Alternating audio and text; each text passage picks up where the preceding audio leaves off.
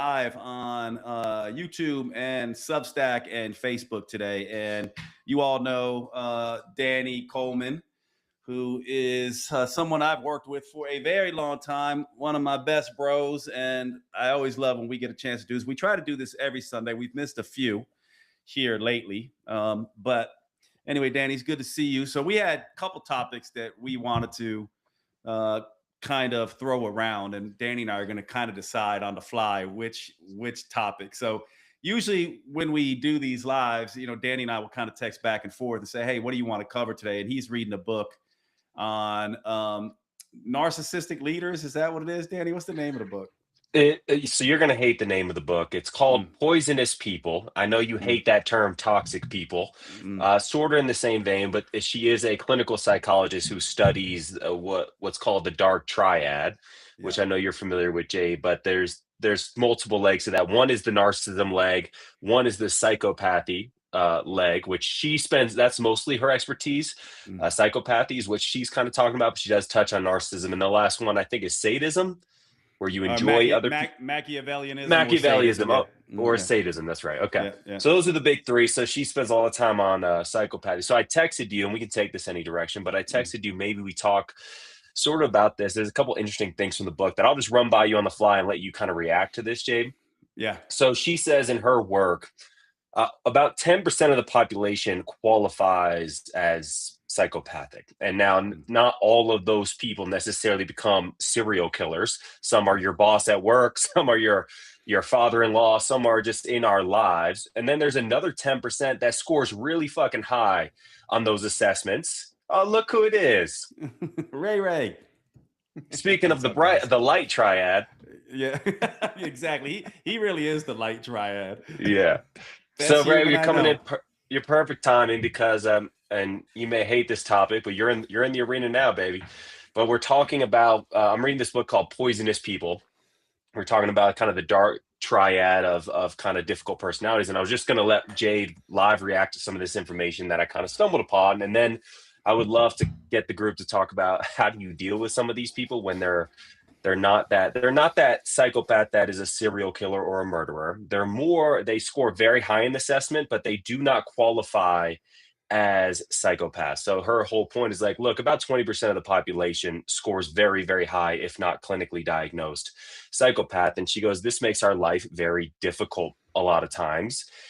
Because most people, about 80% of us, we are highly trusting of other individuals. We're highly trusting ourselves. And so it makes us very vulnerable to this kind of minority of people out there. And she talks a lot about how there's a disproportionate amount of these people in executive boardrooms.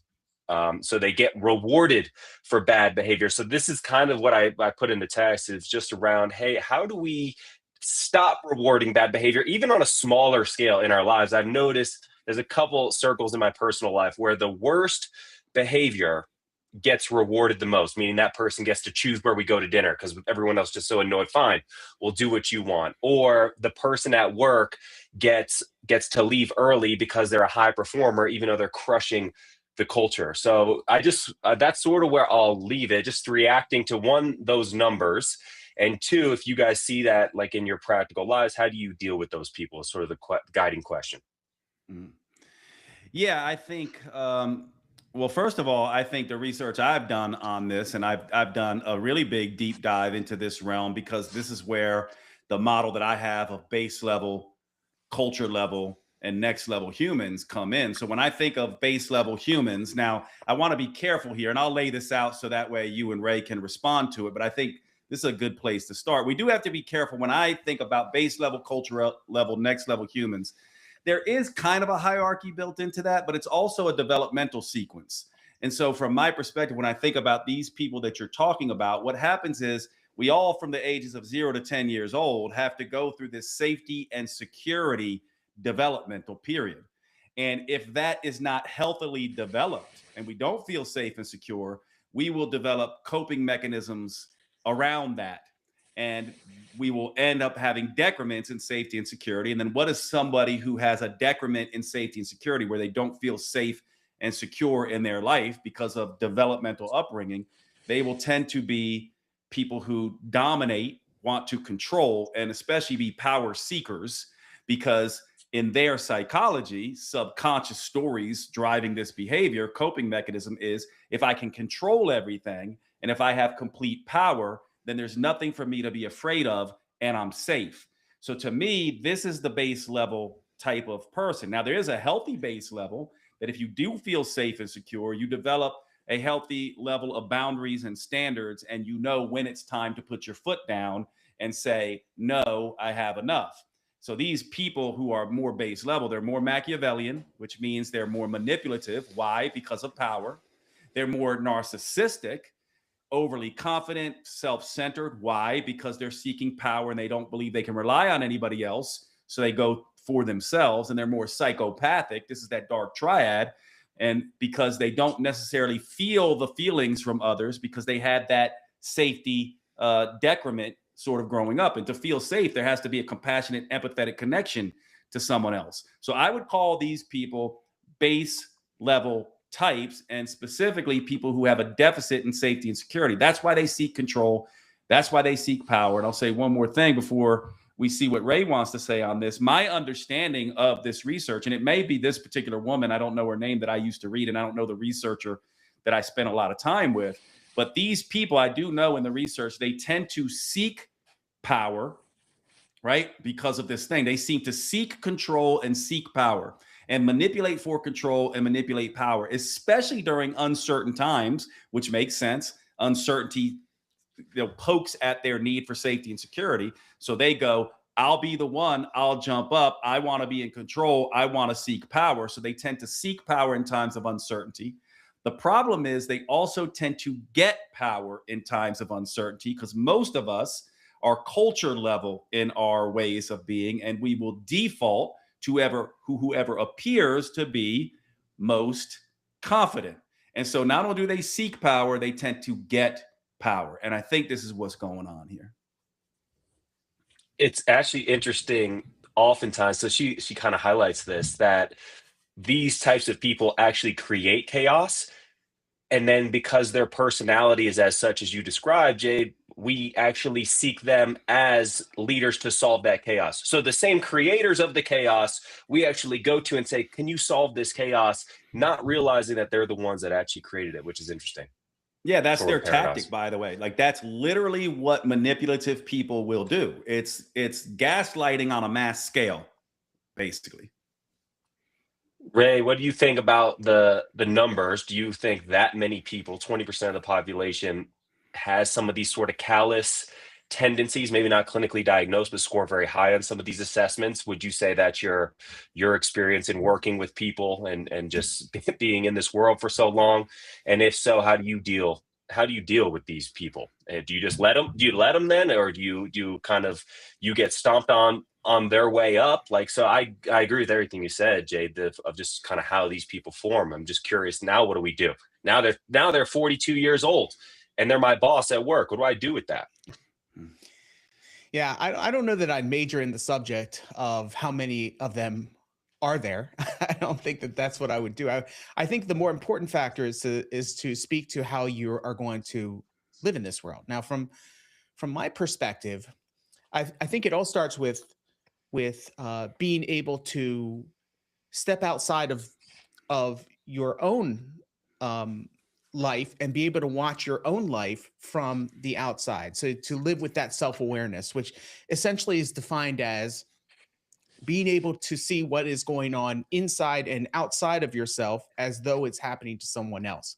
And the reason I think that's so important is because when you're in these interactions with people who may or may not be narcissistic, or, let's just say that they have their own security and development placed above everybody else's, being able to see when people are interacting with you in a way that is manipulative, because in essence, what these people do, the kind of the harm that they cause is usually through manipulation of some sort, whether it's I'm powerful and you're not, or I'm important and you're not. Being able to step outside and say, oh, look at that. This is a narcissistic personality that's coming at me with arguments that oftentimes are grounded in a small amount of truth, like they may say something like, "Oh, that you bombed that last presentation, and therefore you're not great at presenting. So I'm going to take the helm and I'm going to present this time." Well, the truth may be you did bomb that last presentation. The falsehood is, therefore, you are not good at presenting to people, and therefore I will take the helm and be the one who presents moving forward. So being able to step outside of and watch this whole thing occur, I think, is arguably the most important aspect of it. Because if you can't step outside and see what the person is doing, you can't fight it, because you're actually in the game thinking you are the player, rather than being the person that's outside the game watching the play take place. So I think it's very, very powerful to build that self-awareness. You have to start with yourself. You have to be able to step outside your own life and see your own thoughts and see your own actions as though they're happening to somebody else, in order to be able to step outside of the game of life and be able to say, hey, this is a play that's happening, and I'm a character. I'm playing a character in this play, and so are they. In this case, that you might say they're the villain. And once you can do that, now you can play from a much higher level. And then that begs the question, well, how do you play as the character in a way that does not cause you to be eaten up by everybody in the game? And for me, because my tendency is to be stomped on, that's just my natural. My natural is go along to get along. And I've always lived with the philosophy that I'd rather die due to misplaced trust than live with misplaced distrust. That does have a tendency to put you in positions where you can be overtaken by people who play a little bit more harshly in the game. I've always the conclusion that I came to was to play the game like Superman. Meaning that Superman comes from great strength, but also, in the early comics, came from the position of extreme dharma and extreme values. So extreme values plus extreme strength, I think, is the character that I want to play in this video game called life. And that's the best I've come, because oftentimes what happens is you've got extreme values and mediocre to below average strength, and there you kind of take that as a value in and of itself. Oh, I'm above playing the game. Oh, I'm a valued person, and therefore, yes, I'm getting taken advantage of, but at least I'm a valued person. And I just love the supermodel kind of mentality, the supermodel, definitely not a supermodel, but the Superman perspective, which is extreme values, extreme strength. Like that's how you play the game among this environment full of potential, narcissists, and at least people who are a little bit more self-inclined than humanity inclined. Yeah, I'm interested in your take on it, Danny. There's two things that Ray said that I love. One is the not just self-awareness, but situational awareness. I'm reminded of when Ray started talking about the awareness piece. That is the first step, because so often, well, I'll tell this story. In college, I got arrested just for doing college stuff, right? And my approach was, first of all, the arrest was my fault in every type of way. Like I pretty much could have got out of it in 7 steps, but I kept doubling down on every step to make sure that I got arrested in college. And one of my approaches was, the cop came to the door and I opened the door, and not only I invited him in, like all the things you're not supposed to do if you're playing on the dark side a little bit, college, experiments, you just figure stuff out, right? But my approach was to be so confident that he would be like, no one would be this confident if they were doing anything wrong. So I invited him in, have a seat on the couch. Can I get you something to drink? I'm like hosting this cop, which basically took away every right that I had. I invited him in, yeah, go ahead, do that, please. Let me do it for you. Let me help you search the place, type of thing. And I'm reminded of that story because, and while I'm reading this book as well, so often we invite these people into our spheres. She tells a lot of these narratives where we promote the person at work, and then they're like, the culture's gone to shit. Or we invite someone into the friend group and keep inviting them to social situations, and then go, why do we have such a terrible time? Or why was that so miserable? Or why we get into a huge fight? And we find that there's this common thread. It's all, every time this person is there, there is a rift in the group, or there's an argument in the group. But so often we're the ones inviting them in the first place. And I think it's a really important point, that to be aware of not just, yeah, yourself and the role you play, but also situational awareness, I think is huge. And I love sort of the Superman analogy as well, because I'm a huge believer in social contagion. How you show up, our energy is contagious, our behaviors are contagious, and our communications contagious too. So I liked everything that Ray said, and I'm sure you have some stuff to add, Jade. I just wanted to double down on those 2 points.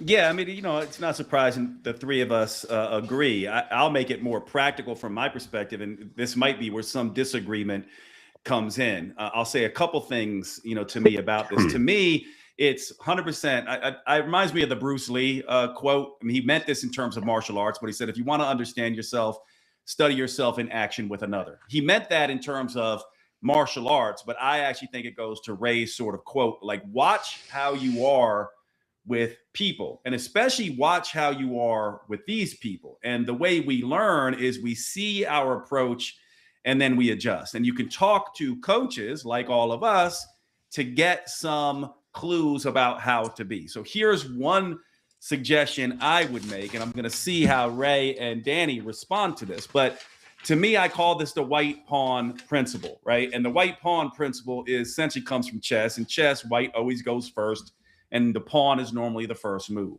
So with these people, one of the things that happens is they will want power. And what I typically will want to do is I go, okay, I'm going to make the first move, and I'm essentially going to give you that first, one try. So in this particular thing, I may make the first move and be open.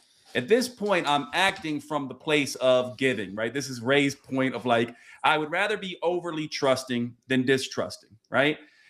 So for me, and I have extreme values, and so for me, my first move is I'm just going to trust. Now, the problem is, though, you can't just openly trust. Trust is just the first gambit. It's the first move. And then what I'm doing is I'm watching, is that trust justified? How is this person going to use my kindness? Are they going to take advantage? Are they going to try to come over the top? And what I'm looking for too is how they function with someone who's an equal. A lot of times with these people, and this is what's confusing, with these people, if they perceive you as underneath them, they actually come across as amazing humans. You actually will love them at first. They're my mentor, they're my friend, they're bringing me along. But as soon as they see you as equal to or above, that's when the claws come out with these people. That's when the manipulation comes out. So what I want to do is I want to give them the chance to see how they do, to see how they deal with my confidence. So I'm like, go ahead. And then as they perform, then I'm like, or nope, that's not going to be good for me. And then the game begins. So for me, I actually give them the first move, and then I respond with boundaries and standards if I feel like I am being manipulated. And depending on how they behave, it's either a standard where it's a one strike rule. You lie, we're done. Now we're in a matching situation and I don't play that game with you. Or it's a 3-strike rule where I'm kind of like feeling you out to see, because sometimes it might, maybe you're just a little bit rude. You had a bad day. Maybe that sneaky thing you did was just, sort of, you were triggered in some way. But that's how I look at this. And the reason why I think it works this way is because I want to know what I'm dealing with. And oftentimes people will get confused if they don't make this first move. They don't know if it's them or if it's the other person. So to me, I'm like, I'm just going to give it to you. I'm going to let you make the first. I'm going to make the first move. I'm going to give it to you. Assume you're great. And then I'm going to watch. And this is what I think a lot of people don't do when they deal with these types. When they watch and they see it, they don't do anything about it. And to me, I'm like, here you go. Here's the ball. Let me see what you do with it. Then I'm going to step up and match you. And I'm going to see. And now the game's afoot. And now we're going to see what happens. And so to me, this is where the strength comes in. And this is where Superman steps up and goes, I'm not putting up with that. And this is what a lot of people don't do. I'll say one more thing about this and then see where you guys want to go with this. When that happens, after that white pawn principle, after that first move, you have got to hold your ground. This is where these people do not respond to weakness. And this is where a lot of people who are nice people and want to get along, and they think, well, I'll kill them with kindness. That is the worst thing, in my opinion, that you can do with these types. This whole mantra of kill them with kindness is the exact wrong thing to do with these people. They only respond to strength and control. And so you have to come with strength and control. Now, what I think fixes this so you don't become the thing you hate is what Ray said. The other thing you have to say, I just think you framed this up so well, Ray. The other thing you have to have is extreme values for your good. But being good does not mean killing them with kindness. Being good means sticking to those values. And this is where we get, I think, thrown off with these people. So that's from a position of strength. Yeah. From a position of strength, 100%. Yeah. What about when it's too late, though? Where it feels too late. So it's like, I agree with everything there, Jade. I think people run into issues. Now they're in it. So now, because people who have these tendencies are really charismatic at first, like you said, they know how to play the game. And so people fall in love. Now they're in a romantic relationship with one of these people, they're stuck. Or they put 12, I work in the corporate environment now, and they put 12 months of training, and they went to their boss and they said, hey, we got to promote this person. They're fantastic. Then I train them. Then I put all these resources into them, and time has elapsed. Now I can't go back to my boss and say, turns out I hired an asshole and they're killing the culture and performance of our entire team.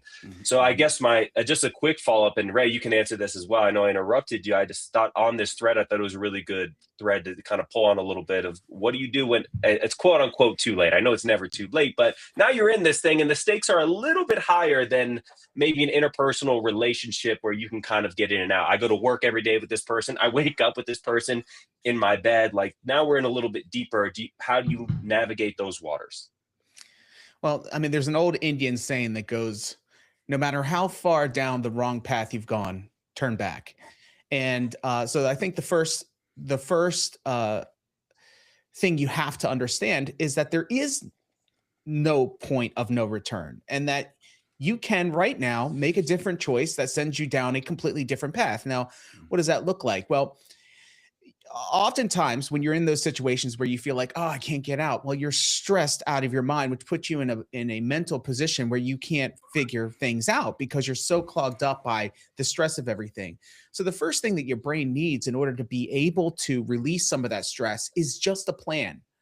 So you're stuck in this relationship, and let's say that they're the breadwinner and you can't get out because you don't have any income or anything. Well, once you have a plan of how I'm going to get the income, and even though you're still in the relationship and you're still living in, you're still sleeping in the same bed potentially, once you have a plan in place, now the brain will release a lot of that stress, because the stress isn't oftentimes caused just by the situation. It's caused by the hopelessness of the situation. And a plan helps you out of that hopelessness so that you can kind of move forward. So that would be the first thing that I would say. The second thing is, again, going back to the awareness of the situation. First, see the games that people are playing. Oftentimes, these people who are in these positions, they lack self-awareness. I was watching an argument. I was watching a YouTube short by this guy Chase Hughes that Jade and I were talking about a few days ago. He said, one of the one question you ask somebody is, are you authentic? And he says the people who are these narcissists will immediately answer, yeah, I'm the most authentic guy that you know. The people who are actually authentic will stop and they'll think and they'll be like, well, that's a good question. Well, there was this time, there's this thing about me that I have a tendency. So they'll be very, they'll go inside and they'll ask the question, am I authentic? The ones who aren't, they'll just blurt it out. Yeah, I'm authentic. I'm the most authentic person that you've ever met. And instantly, hey, I'm dealing with somebody like that. Well, that surface level, even though these people can be very charismatic and very intelligent, they lack the self-awareness. And their answers are very, very surface level. And then the second thing is their arguments are very, very weak. And so you can, there's going back to that example of, let's say the presentation. Well, that person says, oh, you bombed that last presentation, therefore, you're not great at giving presentations. And you were to say to them, hey, it seems like there's a dig in there. Is that your intention? I mean, instantly they're like, their minds are like, no, that's not what I meant. That's not what I meant. What I meant is, you just don't have the talent. So like when you start to see that these people have very surface level, have horrible self-awareness and very surface level arguments, you can identify them relatively easily, relatively quickly, and B, you can kind of take back that power that Jade was talking about in the last segment. Yeah. I would say there's 3 steps to this, and Ray just gave us a couple. Then I want to see what you think, Danny. To me, the first step is this white pawn principle. It's like when you're right, it's kind of a superficial relationship, right? It's kind of like, let me make the first move. Let me see what I'm dealing with, right? But to your point, it goes deeper, right? The next piece is, and I think this is stage 2, narcissists don't like being called out. They don't like being seen, and it kind of takes their power away. So to me, if you basically call them out on their thing, and this would be better for people that you work with, but you're not in a romantic relationship with. So the third one is for people you're really close with. But for people you're not that close with, essentially you call them out on their stuff, and you basically don't let their manipulation see the light of day. In other words, I see you, I'm right here with you. That takes their power away from you. Now they may still do it on the other thing. It also allows you to begin to show other people their true colors, especially when you're showing up, because people are paying attention. People are, whether we like to think it or not, they're keeping score. So that's stage 2. Just call it out and then live your values, and then call out whenever you see these people doing what they do. Now the third part, being like, you live with this person, they have controlled you, you've got yourself in this situation very deep, and maybe it's even dangerous for you. That's when you have to start playing a little bit of their game. So you have to see it, be self-aware, know their triggers, and that's when you have to start manipulating and planning kind of behind the scenes to remove yourself from the situation, is the way I see it. So I do see it as this 3-step, sort of process here. 1, I'll make the first move. Let me see what I'm dealing with. 2, I'm going to start calling you out and matching you. 3, I'm going to have to start being a little bit of my dark side, Machiavellian type, to remove myself from the dangerous situation. But I'm curious. I have not read this book. That's how I would define it. I'm wondering, does her recommendations line up with this, or does she go in a different direction? Have you gotten to the part where she gives true sort of tools to use yet, or does she do that? Not yet. Okay. So far, she's just been sort of describing these people and how to identify them, and I think that's really important. You guys know I love me some Mark Manson, and he has a great hook on me. He's like, how do you deal with narcissistic people? You don't. That's his whole recommendation. You don't. You avoid them at all costs. That's literally his only piece of advice in this, which I can certainly appreciate. I think it gets a little bit more nuanced at things like work or family dynamics or things like that. But I think that's probably a good point. And I don't know where she's going to go, so I'll have to report back maybe on a future Sunday conversation. But as far as the calling out of what these people are, what they look like, I think it's important to articulate some of this stuff and the impacts that they have on us. And so there's 2 things that I just wanted to add to the conversation. I thought you guys did a great job just kind of nailing down how to identify these people. And then, okay, now what do we do with these people? Even if you are, I have no disagreement there. But there's 2 kind of myths that I want to call out just for people listening. One is there's a great experiment called the bad apples experiment, where they purposely put in someone like this into high performing groups that get along well, they do great work, and they just drop these actors in who put their head on the table, just start yawning every time someone starts talking, interrupts constantly. And what they find is pretty quickly, these high performing groups, their performance reduces about 30 to 40% reliably. Every single time it reduces at least 30-40% from tangible output to just group dynamics and things like that. So I just want to say, 1, these people are not benign in our lives. I think sometimes it feels like oh, but they add so much value over here, or we kind of rationalize and make them fit our lives when they just don't fit. So I like the bad apples experiment just to call out that this stuff is not benign. It is harmful to groups. It's harmful to individuals. And the second thing that is more of a myth that I want to call out is that these people are good performers. There's a myth out there that these people are high performers. And they're actually, when you look at the data over time, they're not that good of performers. They did this decade-long study on investment bankers where you think these kind of dark personalities would thrive. They're a little bit more callous. They're higher risk takers. They are into power dynamics. They're into things that should, in theory, work for them in investment banking. What they found is that these people do about 30% worse on returns over the course of a decade. So it's this myth that these people are valuable in any way. They hurt the group, they hurt the individual. And by the way, no, they don't. The work isn't good, whatever the work may be, whatever the output may be. And I'm not even talking about actual work, the work of whatever, a group project at school to something at the office. These people are actually really bad performers, yet we let them off the hook. It goes back to that thing I said at the beginning, Jade, where these people actually create chaos. And then for some reason, we look at them to solve the chaos because they portray strength and conviction and some of these things that we think are associated with good leadership. And it's actually not. Just because we put these people in leadership positions doesn't make them good leaders. Yeah, before you jump in, Ray, I'll say, to me, this makes some sense in terms of how we develop. Like, if you think about it, again, I don't know percentages, but to me, base level individuals who get stuck in the base level, let's say they're 10, 20%. I would say they're probably 10% of people, maybe 20% of people. The culture level, right, is like the dominant. They're 60, 70% of people. The next level types, and by the way, culture level, these are people who have decrements, not in safety and security, but they want acceptance and belonging. So you can see if they want acceptance and belonging, they go along with anyone who's super confident. So these base level types can pull the culture level types towards them. This is why we see in the research, they not only get power, right? They not only seek power because they're narcissistic, but they get power because they pull the culture level types to them. The next level types, this is the hard part.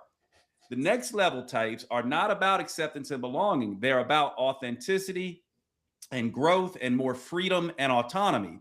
And because of that, they're not interested necessarily in leading people. It's that typical thing of like the reluctant leader. Here's the interesting thing that I have seen in good leaders. They tend to score fairly high in narcissism. In other words, they're pretty confident, but they also have, because just so people don't understand, narcissism is a personality trait. So we all have a degree of narcissism.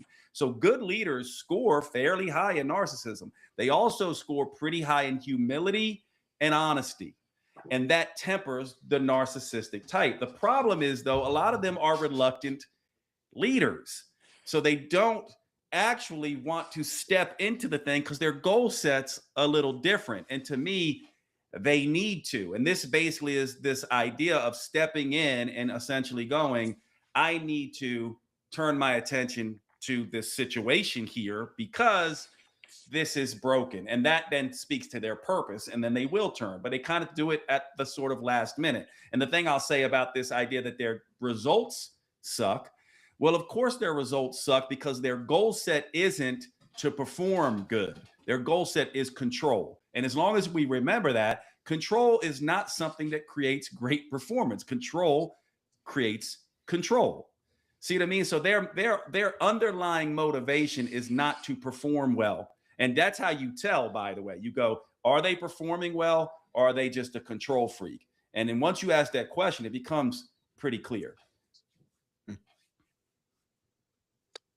Ray, how does your reign apply here? I've been thinking about it constantly since we did our first discussion, and I like it a lot, and I wholeheartedly agree with it. But how do you reign your reign when every 15 minutes, and this is, again, someone where you're kind of interlocked with, call it family, call it work, you're interlocked with it, you're trying to reign your reign, but this motherfucker is under your skin constantly. You just can't seem to escape him at all, and I can't focus on reigning my reign. Is it just stop complaining and reign your reign? Is that your answer? And explain reign your reign for the people who didn't hear that the first time, Ray, because I love that concept too. Yeah, the concept is you're not responsible for getting specific results. You're responsible for reigning your reign. For it's built on this saying that the rain produces flowers in the garden and thorns in the marshes. That your job is just to rain, and if it lands on fertile ground, then it ultimately will produce flowers. If it rains on the marshes, it will produce thorns. It's not up to you what it produces. It's up to the gods, if you will, as to what the results are. But essentially, you view all results as a gift, whether they are the results you wanted or the results you didn't want. They're all viewed as a gift because the results that you didn't want can be taken on as a lesson. In my book, it kind of goes back to, your job is to do your job. Your job is to put your heart into the work that you do, and ultimately the results are not up to you. There's just too many factors that ultimately lead to an outcome that you have no say whatsoever. And so in a situation like this, when you've got a narcissist involved, I think it kind of goes back to the formula that Jade gave. I might add one more piece to the formulation that I gave, which was to build a plan and then activate that plan in the shadows. That if you are a great worker, and if you are somebody who is who delivers the goods in the work that you do, then build your plan to get out from underneath this narcissist or this person, and then implement it in the shadows until you're out of them. Understanding and realizing that in the end, you may not land in any better a place than you are right now, because as you said, the number of people who kind of who are in positions of leadership have a tendency to have these traits. And so it's distinctly possible. This is why the reign your reign concept is so powerful. It's distinctly possible that you can implement a plan, get out from underneath this person, and land right on the lap of somebody who's exactly the same as the person that you left, or worse. Again, it's not up to you what the results are. You may or you may not end up in a job or a position that is any better than the position that you are in right now. Therefore, it's so vitally important that you control the only thing that you can control, which is your own mind, your own and your own actions. And you make that your philosophy of living. Because what happens if you do go through all this work, implement the changes, and then land on a team with somebody who's as bad or worse? What do you do then? Well, you implement again. You learn from the situation. You say, "Oh, look at that!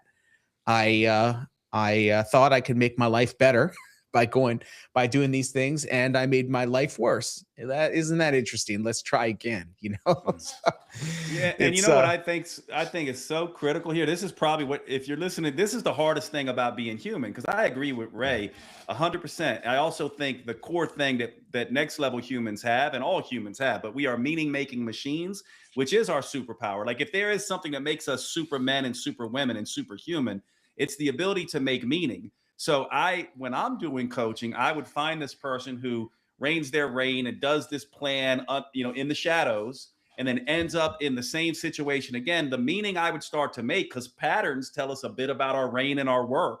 So what I would say is, now all of a sudden you go, okay, I am the person who shows up in these very difficult situations, and I'm the next level.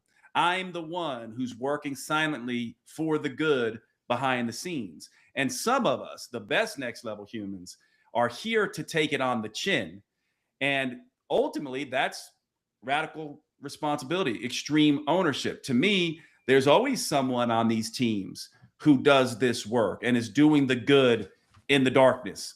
And so to me, I love that idea, because I know it seems, if you're listening to Ray say this, like, well, that just sounds like miserable and depressing. I'm not so sure that it is, because to me, there's no greater definition of a superhero who does the good in the dark. Yeah, the spiritual crisis is when you realize that you are the crisis, like you are the problem. And if you do that, you make these changes and you end up right back in a position of underneath somebody who's as bad or worse. Then you start to, it's what Wayne Dyer used to call the turd that wouldn't flush. It's just circles the bowl, but it won't go down. It's dating the same person in another body that is abusive.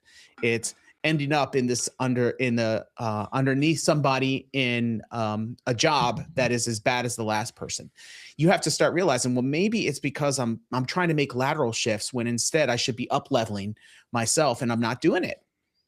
And so, yeah, if you get a series of these very frustrating and very saddening situations where you end up working under somebody who's awful, you have to start asking yourself, well, maybe it's me. Maybe I'm doing something that, or maybe I'm not doing something that I need to be doing to be up leveling myself. And so it's one reason why the work that you do, Danny, is so vital, because there are and this is, I think, Jade's motivation, and it's my motivation. We look out on the world, we see all these wonderful, amazing people who are being stomped on, and it's so ridiculously frustrating that we can't help but try to up level people in a way that makes it so that they're no longer getting stomped on. And that's why it's so important from the leadership perspective to gather these people up and say, you know what, you think you're a technician, but you're not. You're a leader. You've got the ability to do this, and the world needs you to lead.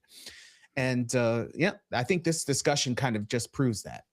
Let me ask you one more thing, Danny, because I can imagine. So of the three of us, you're actually working in the corporate world with leadership people, right? So you see the consequences of this in teams. And so I'm just curious for you, as you take this stuff and try to translate it into the effectiveness of teams, right? Because in some very real way, you're looking at it like someone hires you as a consultant to improve the performance of the business by improving the performance of the team. You don't get to necessarily have this philosophical discussion. Like, real things need to happen so that performance changes. So I want to hear from you in terms of the real world application of this that you see. Where does this thing work philosophically, and where do you see it falling apart in terms of getting results? Because obviously me and Ray would be like, I'm not in the corporate world, so I'd be like, you're not happy, leave. Just leave, start something else, like get out of there. But is this realistic in, the fact that someone hires you, says, Danny, I need you. We're not firing these people. This is your team. Make them perform better. I don't know that it translates. Yeah, this is going to depress the audience because it depresses every single one of my workshops for sure. This is the most depressing discussion I have in my workshops, and I have it every single time. I actually butted heads with the COO of a company relatively recently. He didn't like something I said around this, because I'm on board with you guys, and maybe it's because of the world we live in. I'm like, fucking quit, fucking fire them. Like these are, and I think it's hard. People really they always have a reason why, but then I'll have more work to do if I fire them. I go, you sound like you got a lot of work to do right now. If you're comparing problems, the problem you have right now sounds worse to me, is sort of the dialogue. Now that's a much more aggressive dialogue. I do better in session, but that's sort of the discussion. Is they go, I have this problem, and the person they describe is horrible. I've had someone say they've thrown a binder at my head. I'm just like, this doesn't seem like hard stuff. Like violence seems like an easy standard, a 1 or a 0 to be like, yeah, that's an easy one to let go. And they just can't, because there's the workload element, but then I'll have to take on their workload, but they're really talented, but I'm the one who hired them. There's always some sort of reason or rationalization that they always go back on. They go, how do I deal with this person? The answer is the Mark Manson, you don't.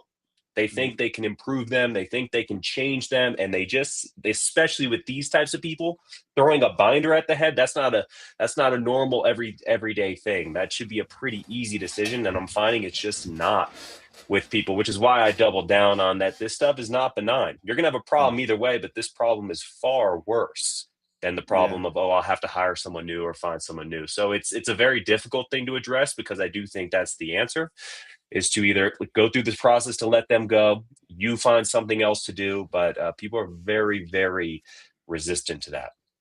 It's interesting. I was thinking, I mean, it's not that I've been immune to these people, but they just don't show up in my world anymore. And I do think there's sort of this this energetic that I have, because I figured out that when they do show up, they don't last long. And it's also this thing of taking, like, I just go, voluntary exposure to a toxic human makes you the toxic one. And I realize that in myself. I'm just like, I know when people hear that, they find it insensitive, but I just go, at some point, a voluntary exposure to a toxic human means you're actually the toxic one. Like, think about it. If you're voluntarily exposing yourself to mercury all the time, what's toxic, the mercury or you? Right? So I just go, exposing yourself to this human all the time means you're the toxic one. And that's the first thing that I think Ray pointed us to, self-awareness on that, and then no longer tolerating it. And I'll just throw one thing out at you all, because I just want to see what you think, and then we can wrap up. To me, there's this whole thing that Danny pointed to about results. And you do tend to see these people, they don't get very good results. And they have a history of not getting very good results. The chaos of control usually leads to larger chaos. And I've used this example before. I don't know. I just like to try it off because it might not be a good metaphor, but I like to try these out on people. To me, it's this idea of the lion, who's the king of the jungle, who goes, I'm the most powerful, baddest lion. I'm the king of the jungle. I'm going to just control everybody. And they decide they're going to destroy the beavers and the bees and everybody else. And what they don't realize, what people don't realize, is they end up destroying the whole ecosystem, and then they end up destroying themselves in the process. And I would argue, where we see this at all levels of leadership, I would argue, and I'm not ashamed to argue, that the current leadership in this country is bordering on that kind of thing. But people also go, well, just wait, it's going to get better. There's lots of excuses being made. By the way, I don't think that we've had good leadership on any side of the aisle. So I'm certainly not someone who's making this political. I just go, we've made a mess with these types of leaders, and they seem to get worse every single time. To me, they're all kind of narcissistic and all problematic. It's just that it keeps getting worse and worse and worse. And so I'm just curious for you all, like, what do you do here then with the people who just go, these culture level types, right? I'm starting to think that the culture level types are worse than the base level types. And this is what I want to just ask you about. And here's why. Because they're the ones who are enabling this type of behavior. Like, in the end, right? Like, when are we going to just go, I'm so tired of these narcissistic, people who lie, tell us one thing, do another. Like, the signs are written all over the place. We've seen this show over and over and over again, and we don't choose differently. And here's the thing that I want to ask. Here's the question. What needs to happen for a culture level type to go, I'm going to change my mind. I am not going to deal with this narcissistic human anymore. I've seen enough of the chaos. Like, literally, what needs to happen? And I'm curious, from your level, Danny, what have you seen happens in leaderships and teams, right? Like, what is the thing when people finally do go, we're firing this person? What has to happen there? And then I'm curious, your side, Ray, in terms of the philosophical thing, when people finally get, what do you think needs to happen for people to wake up to this and actually say no more and fire the person on the team, or vote differently, or leave the relationship? Like, I just am curious your thoughts on that before we wrap up. Go ahead, Danny. I think we touched on it pretty much throughout this entire discussion. I think it starts with an army of one. I think human behavior is very socially contagious. We like to model one another, and we need someone to model. And I think we can do that you guys know I'm a big fan of, like, lead from any seat, lead your circle that you're in. There's this organization I work with, and in the organization, there's all these different sites. And one site in particular, actually, I won't name where the site is. I don't know what I'm allowed to say or not, but either way, every site that I've worked with, let's call them 10 sites, and 9 of these sites have these beliefs that that's not possible. I can't do that. I can't let that person go. Everything on my plate is both urgent and important. And then this one site, there's this guy, and we did this exercise where I was like, all right, what's urgent? What's important? and I have people put these into boxes, and most people put everything on their to-do list in the both urgent and important box, which is not where we want to spend our time at all. We actually want to spend most of our time on the important things. Like, my health is important long term, but the flu is urgent. That's kind of the difference. And this guy had nothing in his urgent and important box. And I'm sitting in this workshop, and everyone else is arguing why everything else is urgent and important. This guy is just like, no, I just delegate. No, I just don't really tolerate that. No, we've just kind of let those people go. And then all the people under this guy at this site operate the same exact way. They delegate smoothly. They don't take on. They're not working 80-hour weeks like every other site. They're not playing the victim. They have no problem leaving at 5 p.m. and focusing on the rest of their life, all because this guy does so. So I think it starts with an army of one, and you reign your reign, as Ray says. And I do think that is contagious. But I think it's particularly important if you hold any sort of position of power, whether that's in your family or at work. If you hold a position of power, it's crucial that you kind of stop this shit. Stop enabling these people. Stop promoting these people. Stop inviting these people to your dinner party. Whatever power you have, use and yield your power in a way that limits these people. That's why I started with the 20%, because there's 80% of us who can stop this shit if we all just kind of get on board and start stopping this shit. So it's sort of my mission to civilize is to empower the 80% to stop empowering the 20%. Yeah. That's my answer. I'm curious. Jade, you said something interesting. You said, you and I basically look at these situations and we say, if it's awful, just get out. And what's interesting is over the last few years, I absolutely used to say that, but now, like my wife, she's in the corporate world and she's dealt with situations like this all the time. And my stance has stayed, if it's awful, babe, stay, because I honestly believe that you're going to end up moving into a position where there's the likelihood that it's going to be better in the next job is almost zero. And so make this about you learning to play the game in a way where you can see the game and work from the position of, okay, look, I'm not going to partake in that. Because I think the solution, when Mark Manson says, the way you deal with these people is it doesn't mean that you quit your job and you go find another job. It means that you don't play the game that they're playing, that you step outside of it and you see it for what it is and you play your game. Because I think the universe is constantly screaming at us to up-level ourselves. And all of this discussion about other people is just the universe screaming to us to up-level ourselves.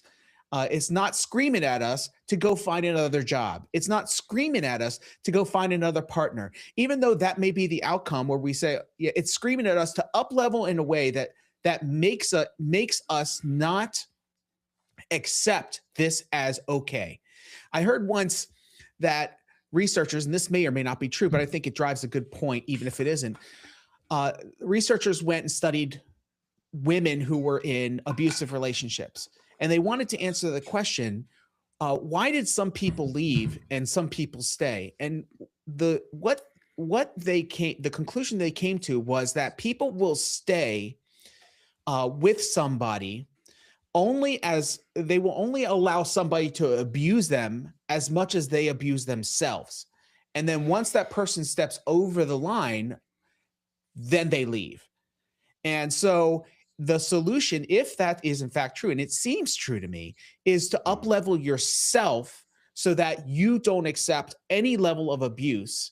And my wife is great at this, by the way. So I've seen it in she does not take shit from anybody. And it doesn't matter what job title they have. She does not take shit from anybody. She'll call them out right on a Zoom call. And like everybody will be chatting her from behind. Oh my God, I can't believe you said, but she doesn't take that kind of stuff. So I've seen it firsthand, the impact that it has. And then the third thing I would say is that, and this goes to you, Danny, when you're coaching these people, tell them an awful person never makes anything better. An awful human being never makes anything better, because in their mind, they're thinking, this is an awful person, and somehow they're making my life better. And that's, if you dig into that, I think you'll find that that is not true. Even if their work actually adds or takes some work off of you from one perspective, it's going to have a horrible effect on the team. That's going to add more work down line that you don't even see. Like you would see that you're getting more work from all these other people, and you don't understand why is that? When this person is taking work off, it's because they're ruining the dynamics of the team. So an awful person never makes anything better. When you live from that perspective, I think you start to see, I think you start to take action against these types of people sooner and with a whole lot more ease in your mind. I love those answers. And I actually, on the political front, I think it's similar, right? Like an awful human as a political leader, let's say, is divisive and dehumanizing and is constantly attacking the other team, right? Now, let's say they do something good though, right? Because no one's all bad. So there's probably something that they do good. They lower gas prices. They have some little thing that helps a group of people. But that other thing about divisive and dehumanizing, that's contaminating. So the next group of people are going to do that. And the next group of people. And I think what happens is we get lost. And this is on all levels, whether you're with a romantic partner who's overly bad but does a few good things, whether you're with a toxic boss who's overly bad that does a few good things, or whether you're with a toxic leader for a country who's overly bad but does a few good things, that overly bad thing, I love what Ray says, because I think that thing contaminates. Now, look where we are in the United States, let's say, if you're talking about political. Forget the left, right. That's the problem. That's the overly bad thing that we have to, that now we see ourselves as left and right instead of Americans. And that's because each time a leader comes, one of these narcissistic leaders, their manipulative tactic is, I'm going to make things better over here for these people, but I'm going to spread this divisive dehumanization as the global thing. And look how that's gotten worse and worse and worse and worse. And what I don't think, and maybe you want to respond to this, but I don't think whatever narcissistic leader we have in place, I don't blame them. To me, they're just a symptom of the fact that we at an individual level, which is coming back to basically what you all said, that we at an individual level don't see the overarching destructive thing they're doing, and instead focus on the little thing that seems good. That's the first thing I'll say. The second thing I'll say is we actually have historically, we have philosophers and we have people and we have evidence historically that actually shows us how to handle this. Henry David Thoreau, civil disobedience, is essentially a political way of just saying we will not tolerate toxic, narcissistic leaders. Martin Luther King, Nelson Mandela, Mahatma Gandhi. These are people who led from agape love, who led and said, no more divisiveness, no more dehumanization. We all suffer. We're not going to do violence. Follow us here. These are the things that bring everyone else along. So I think we have the evidence. And I think this translates whether you're in a toxic romantic relationship, whether you're in a toxic work environment, or whether you're dealing with toxic leaders at the level of politics. And so I would love to hear your guys' last thoughts on this, and then we can wrap up. I got nothing additional to add there, Jade. There is some evidence that just these types of people will get into certain arenas. So you almost have to be built this way to get into politics, which makes it a little bit clunky. It's one of you guys said this, like, it's just, there's people who just go, yeah, they have too much kind of self-awareness or humility to be like, yeah, I'm not getting into that arena. That's a cesspool. So I don't have anything to add. That was an interesting tidbit, that people are predisposed to get into politics. So it's like, of course that they seek power. They seek power, right? Then you got to get these people who don't seek power. They don't want to get into politics, right? You know. So where does so this whole discussion, and Jade, you're really great at this, I'm going to ask you, where does this leave us? Like, what is the formula that we leave people with today for dealing with this type of situation? First, what is the problem? that we are trying to help people solve? And then what is that kind of 3-step solution? I think the problem is, and you both articulated it well as well. I think the problem is that we allow toxic things in our field, and then we make excuses for it. And the first thing that we do, and this gets philosophical, and I'm sorry, but the first thing we do is we are toxic in certain ways, which is why we allow that toxicity. So the first work is within ourselves. That's what I think the first thing is. And I know that's philosophical, but it's philosophical across millennia. Like there's not a philosophy or a religion that doesn't say some version of this. So we should pay attention, right? And then the other thing I think is the more practical thing, where it's just like, once you realize that, you go, what won't I tolerate? And that would be, for me, it comes down to this. I will not tolerate any leader who is divisive or dehumanizing. I don't care where they come from. I don't care what team they're on. If they are telling the other side is toxic and the other side is bad and trying to sow division, I will not tolerate. I don't care, Democrat, Republican, I don't care what you are. I will not tolerate that. And the third component is I will be the best human I will be.